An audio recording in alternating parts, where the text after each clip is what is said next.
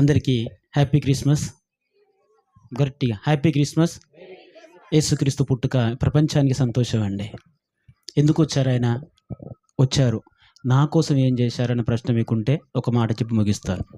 వచ్చారు కదండి, ఆయన లోకరక్షకుడు ఎలా అవుతాడు? అసలు ఏం చేశాడు ఆయన ఈ ప్రపంచానికి అని మీరు అనుకుంటే, ఇప్పటి వరకు దేవుని దాసులు చాలా వివరించి చెప్పారండి. మీకు తెలుసో తెలియదో, యేసుక్రీస్తు చేసినవి భూమి మీద ఇంకెవరు చేయలేరండి. యేసుక్రీస్తు ప్రపంచానికి నేర్పించిన సంగతులు ఇంకెవ్వరూ ఎప్పటికీ చేయలేరు.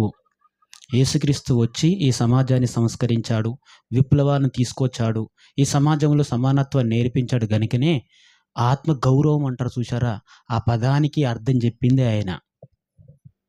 అయ్యో నేను మనిషినే కదా, నాకు విలువ ఉంది కదా అనుకుంటున్నావు చూసావా, నీకు విలువ తెచ్చిందే ఆయన. నీకు తెలుసో తెలియదో, స్త్రీ అనే పదానికి విలువ తెచ్చిందే ఆయన. 2000 సంవత్సరాల క్రితం స్త్రీ అనే పదానికి విలువ లేదండి. స్త్రీ అనే పదం పురుషునికి కామదాహాన్ని తీర్చే వస్తువు మాత్రమే. క్రీస్తు పుట్టుకకు ముందు తెలుసో మీకు తెలియదు చాలా విషయాలు. యేసుప్రభు అంటే ఏందో అనుకుంటున్నాం మనం. ఆయన చెప్పినది చేసింది ఏంటో మనకు తెలియదండి. స్త్రీ అనే పదానికి ఈరోజు విలువ ఉంది, స్వేచ్ఛ ఉంది. అమ్మ అనే అర్థం ఏర్పడింది చూశారా, అది యేసుక్రీస్తు బోధ వల్ల అండి. యేసు చేసిన ప్రయోగాల వల్ల ఏర్పడింది. లేకపోతే స్త్రీ అనేది ఎలా ఉంటుందో, యేసుక్రీస్తు కంటే ముందు మగ్దలేని మరియా అని ఒక స్త్రీ ఉంటుంది, అలా ఉంటుందండి అందరి జీవితం. నఫ్తాలోని జబులోని ప్రాంతాల ప్రజలకు వెలుగు చూసిరు అన్నారు చూశారా, అది ఊదికే రాయలేదు ఆ పదం. మనకు అర్థం కాక ఏదో అనేసుకుంటాం. కానీ ప్రియ దేవుని పిల్లలారా, నేను కూడా ఒక స్త్రీనే, నేను ఒక తల్లినే, నా గర్భం దేవుడిచ్చిన బహుమానమని అసలు ఈ ప్రపంచానికి విలువ తీసుకొచ్చింది ఆయన.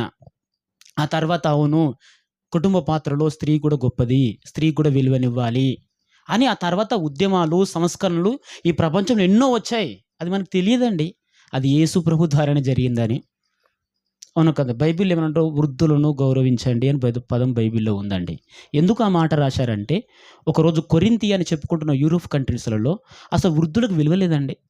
సమయం అయిపోయిందా, వయసు అయిపోయిందా, వారిని ఊరికి చివరాన తీసుకెళ్ళిపోయి అక్కడ వదిలేసి వచ్చేసేవారు, అక్కడ చచ్చిపోయేవారు. మనకి తెలియదు ఇది 2000 సంవత్సరాల క్రితం జరిగిన అతి భయంకరమైన కలి. వయసు అయిపోతుందంటే వాడు మరణానికి అర్హుడు, వాడు బతికినా పెద్ద వేస్ట్ లేదని అసలు కొన్ని ప్రభుత్వాలు, కొన్ని రాజులు అయితే ఏం చేశారంటే వేటాడి చంపేశారు వృద్ధులని. యేసుప్రభు వచ్చిన తర్వాత వృద్ధులను గౌరవించండి, నీ తల్లిగా నీ తండ్రిగా వారిని ప్రేమించండి, సన్మానించండి అని ఒక్క పెద్ద విప్లవాన్ని తీసుకొచ్చాడండి. కొంతమందికి అర్థం కాలే. ఆ తర్వాత కాలం మారుతున్న కొద్దీ నిజమే కదా, నా తల్లే కదా, నా తండ్రే కదా, వాళ్ళు నేను బాగా చూసుకోవాలి కదా, వాళ్ళని ప్రేమించాలి కదా, వాళ్ళు కూడా మనుషులే కదా అని ఇలాంటి ఆలోచన అనేక మంది సంఘ సంస్కర్తలు మొదలైంది. దానికి ఆద్యుడు ఎవరంటే యేసుప్రభువే. అది మనకు తెలియదు. ఏమండి, బైబిల్ అనేది చిన్న పుస్తకం కాదు. దిక్కులోని ప్రపంచానికి దిక్సూచి బైబిల్ యేసుప్రభు అంటే. తెలియక ఏదో అనండి యేసుప్రభు అంటే అనేసుకుంటాం. లేదు, నీకు తెలియదు, చరిత్ర గురించి తెలియదు, యేసుప్రభు చెప్పిన బోధ గురించి మనకు తెలియదు, ఆయన జీవితం గురించి మనకు తెలియదు, ఆయన సాధారణ జీవితం గురించి మనకి తెలియక అనుకుంటున్నామండి. తెలిస్తే ఆయన పాదాల తప్ప ఇంకా ఏది గొప్పది లేదు అనుకుంటావు. నిజం ప్రియ దేవుని పిల్లలారా, ఈరోజు చాలామంది యేసుప్రభు గురించి నెగటివ్గా మాట్లాడుతున్నారంటే వారికి నిజంగా తెలియదండి. తెలియకనే ఇలా మాట్లాడుతున్నారు. తెలియదు. తెలిసిన వారు ఎవ్వరు అలా మాట్లాడరు యేసుప్రభు గురించి. నిజం, అవునా కదా.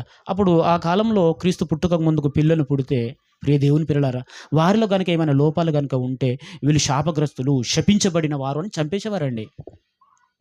యేసుప్రభు ఏమన్నారో తెలుసా, పిల్లలని నా యొద్దకు రానివ్వండి, పరలోక రాజ్యం ఇలాంటి వారిదే. మరి అలా ఎందుకు పుట్టారండి? అది దేవుడి కార్యం అని ఎన్నో విషయాలు ప్రపంచాన్ని నేర్పించిన తర్వాతనే శిశుహత్యలు తగ్గిపోయాయండి. శిశుహత్యలు తగ్గిపోయాయి తెలుసా మీకు? ఆ తర్వాత వచ్చిన సంఘ సంస్కర్తలు, మేధావులు పరిశీలించారు యేసుప్రభుని. గ్రీకు మేధావులు కూడా ప్రభు దగ్గరకు వచ్చారంట, ఆయన బోధన విన్నారంట. పరిశీలించిన తర్వాత అసలు ఇది భక్తి అంటే, అసలు దేవుడు మతము అని అనుకుంటున్నావు చూసావా, అసలు ఇది ఏర్పడింది యేసుప్రభు బోధ వల్ల. లేకపోతే దేవుని కూడా మనిషి ఏం చేసేవాడంటే ఒక వస్తువుగా వాడుకునేవాడు. యేసుప్రభు వచ్చిన తర్వాతనే దేవుడు అంటే సృష్టికర్త, దేవుడు మనం కలిగించిన వాడు, దేవుడి ప్రకృతిని కలిగించిన వాడు అనే ఒక మంచి ఉన్నతమైన భావజాలం యేసుప్రభు వలన ఏర్పడింది. ఆయన లేకపోతే ఈరోజు మా మతం, మా దేవుడు అనుకుంటున్నావు చూసావా, అసలు దానికి కూడా ప్రపంచంలో విలువ ఉండేది కాదు. నేనే అని మనిషి ఒక నియంతగా మారిపోయేవాడు. ఈరోజు అందరికీ ఆత్మగౌరవం ఉంది, సమానత్వం ఉంది, ప్రేమ ఉంది, హక్కులు ఉన్నాయి, మనం మనుషులుగా గుర్తించబడుతున్నాం అంటే కారణం ఏంటో తెలుసా? యేసు ప్రభు ఈ ప్రపంచానికి నేర్పిన సమానత్వం, దాని పేరు క్రిస్మస్. దేవదేవుడైన ఆయన బట్టలు చూడండి. ఆయన పడుకున్న ఆ పశువుల తొట్టి చూడండి. ఇంత సాధారణంగా ఉండాలి. మనిషి మీద మనిషి హెచ్చించుకోవడానికి వీల్లేదు అనుకోని క్రిస్మస్ చూస్తున్న ప్రతి ఒక్కరూ ఒక ఆత్మీయ జ్ఞానాన్ని పొందుతారండి. దేవుడే గంత సాధారణంగా ఉన్నాడు. దేవుడే సాటి మనిషిని ప్రేమిస్తున్నాడు. శిక్షించవలసిన ఆ యేసే మనిషిని రక్షిస్తున్నాడు. మనమెంత అని ఎంతోమంది మారిపోయారు. ఎన్నో పుస్తకాలు రచించబడ్డాయి. ప్రజాస్వామ్యం ఈ ప్రపంచంలో ఏర్పడింది. మనకు తెలియక యేసుప్రభు అంటే ఏమో అనుకుంటాం 3 మేకులండి. మాట్లాడేస్తావు నీకేం తెలుసు చెప్పు? అసలు నువ్వు అలా మాట్లాడుతున్నావు, నీకు మాట్లాడే హక్కు ఉందంటే కూడా కారణం ఆయనే. అర్థమవుతుందా లేదా నీకు? ఎందుకయ్యా? మునికోరలకు ఎదురు తన్నటం మంచిది కాదు. సమస్తం అండి. నీకు తెలియదు. ఇప్పుడు ఇలాగే పరిస్థితి ఉందనుకుంటున్నారు. ఒక 50 సంవత్సరాల క్రితం వెళ్ళు, ఒక 100 సంవత్సరాల క్రితం వెళ్ళు, ఒక 1000 సంవత్సరాల క్రితం వెళ్ళు, ఒక 2000 సంవత్సరాల క్రితం వెళ్ళు. కొద్దిమందేనండి ప్రపంచంలో గొప్పగా బ్రతికింది. మిగతాలంతా బానిసలే. ఇక బతుకంతా బానిసనే. ఆయనొచ్చిన తర్వాతనే పిలాతు రాజు అడిగాడు, "మీరు రాజా" అని. "అవును, నువ్వన్నట్టు నేను రాజునే" అన్నాడు. రాజు అంటే ఇలా ఉంటాడు గదా! రాజు అంటే కైజర్ గదా! ఏంటి మీరు రాజా అని ఆయన ఆకారం చూసిన తర్వాత ఆయన మతి చెడిపోయిందండి రోమా ప్రభుత్వానికి. రాజ్యం అంటే ఏమనుకున్నాం? గుర్రాలనుకున్నాం, రథాలనుకున్నాం, ప్రజల్ని శాసించడానుకున్నాం, అధికారం అనుకున్నాం. ఇది కాదు రాజరికం.